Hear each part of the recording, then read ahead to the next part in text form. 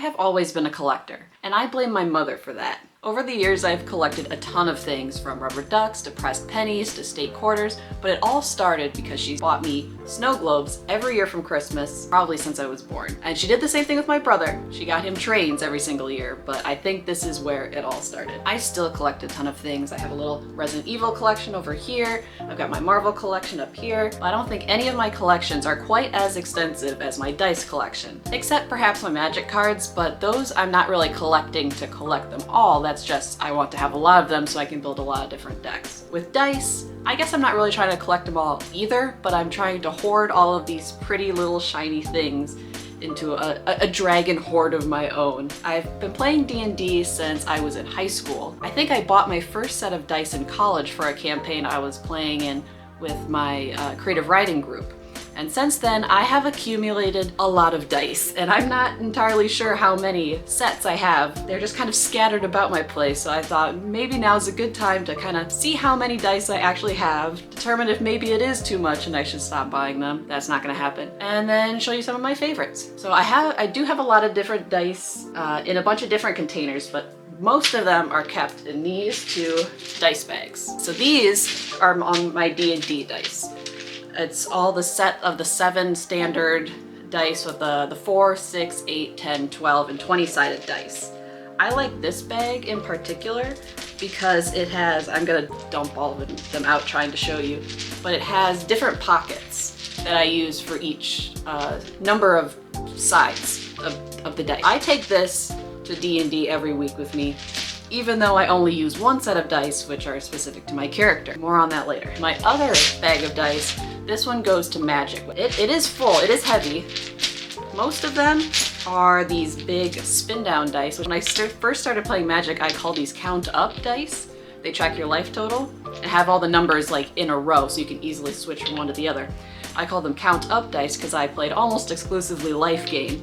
So I was always counting them up. But I also have in here a collection of dice that just don't really fit with any of the other ones. I've got these red and orange dice, all D6s that were my fireball dice when I played a wizard. And then there's just some dice that I've accidentally picked up over the years. Like, I'm not sure, this is the only one I have of this color, so I don't know where the rest of them are, but it lives with me now. I also have in there a smaller bag of the +1 and -1 counter dice that were given to me by Wizards of the Coast. Sometimes, most of the time you're putting 1/1 or like +1/+1 counters on things, but there are some cards that have you put -1/-1 counters on them, which is where these come in handy.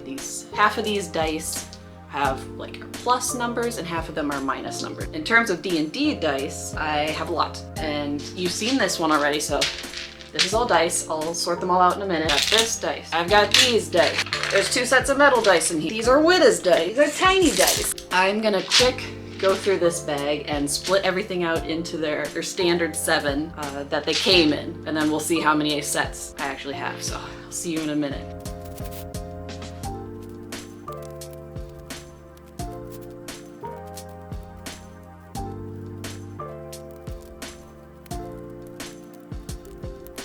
Alright, I'm back. I've counted out all the dice that were in that blue bag, and I also had to grab some out of the green bag that got mixed in. But having counted everything, I believe I have 22 complete sets of dice, and then a few incomplete sets and some randoms that just ended up in here. Now that I've got them all sorted out, I thought I'd show you a few of my favorites. I purchased a lot of these with a specific character in mind, so I'll show you those ones, and I'll explain why I picked them out. For those specific ones, I have mostly just plastic dice, but I do have a specialty dice that I have acquired in recent years. The first ones I bought were these ones.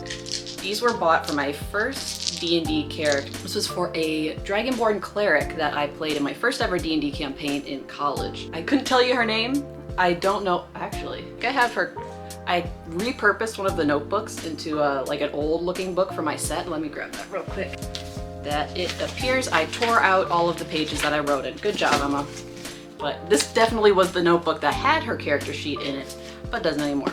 Good job. Oh, the next big campaign I ran with my friends, it was the same group of people, and it was because it was my final year in college and quarantine hit, COVID-19 hit, and my friends from college, my writing club friends and I still wanted to hang out, so we started a D&D campaign that we played over Discord. So my character for that, Ral, she was a Winter Eladrin wizard warlock, and for her I think a couple of these started as dice for her. I think I started with these ones, which have these little beads inside, just because I thought they were pretty. This was at the beginning of the campaign. Or maybe it was these ones.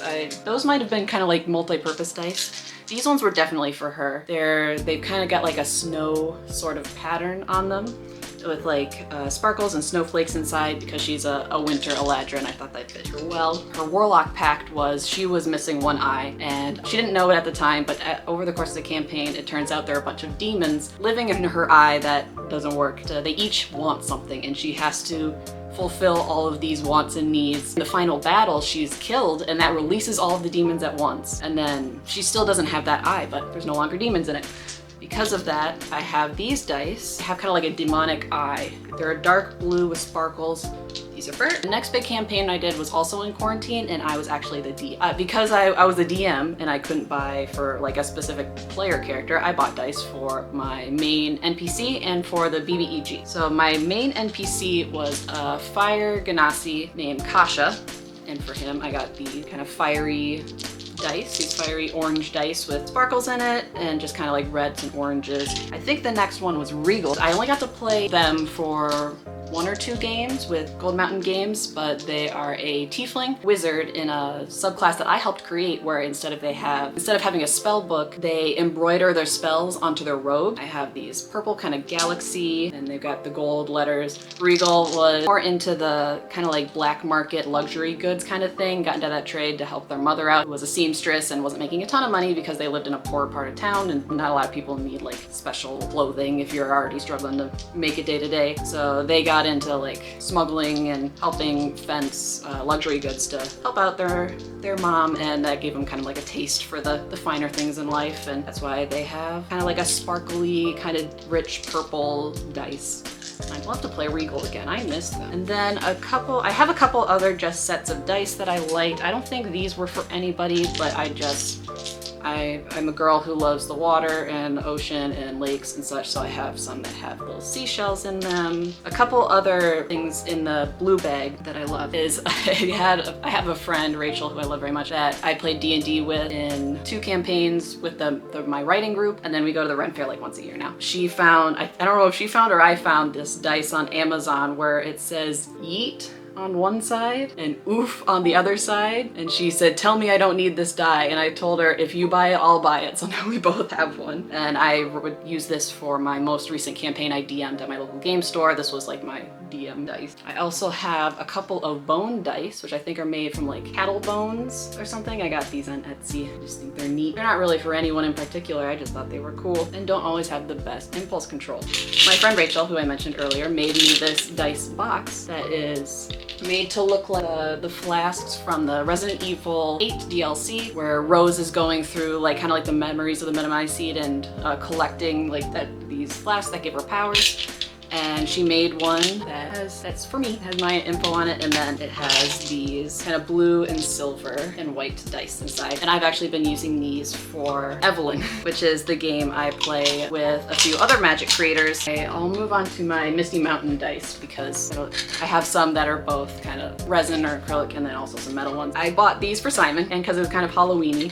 These are kind of a blood red with skulls in them. These were kind of for Simon, even though I was already done with that campaign. I still had Simon on the brain, and these reminded me of him. I have some dice for Witta, even though I've never actually played her as a playable character. I'd love to someday, but right now she's just kind of an NPC. I have them in this dice container from Laserock. They made for me with the Lost Tome logo on it, and inside are these gorgeous, gorgeous kind of gemstone blue dice that I got. She wears blue. She's a blue girly. And they're so gorgeous. You hold them up to the light, you kind of see different shades of the shimmery gold numbering. I really should find an excuse to play with these more because they are absolutely gorgeous. Right now they stay safe in here and usually live like right there. And then my final set from Misty Mountain Games are the ones I use in my current campaign, where I'm playing a monk who is based after the Marvel character, the Iron Fist. These are metal dice that have kind of like dragon, like a bronze and green color scheme.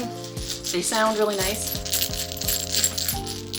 And they're not too heavy, but they're nice and weighty, and they'll come in one nice little container. So this just lives in my D&D backpack. So now that we're in the metal dice zone, I'll get to my other metal dice, which I only have 3 sets of metal dice, which I think is more than most. These were given to me by my grandma. I don't know if she knows much about dice or D&D or anything, but I love when my family supports my hobbies. But there are some nice chunky kind of green dice, which I could have used these for Danny too, I suppose. But I guess I'll have to come up with maybe a good ranger or a green coated character to use these with. And then these are some of my favorites.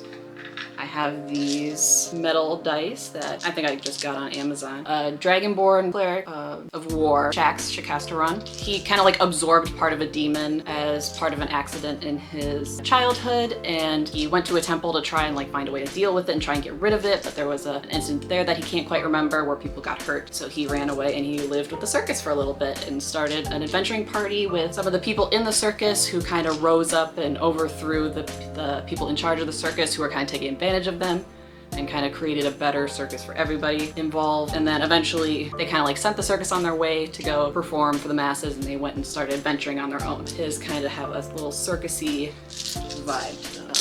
And then my final die, I don't actually have with me here, but I'll find some footage of that. I have a massive foam D20 that I got through a partnership with Regal Cinemas for when the Dungeons & Dragons movie came out. It's just this big foam, really cool looking D20 that when I was living in a studio apartment, and it was a little big, so I asked my friends at my local game store, would you like the dice to live at your game store for a little while, because it is so big and unwieldy. So it lives there now. I have actually played with it. I took it to one of my college groups.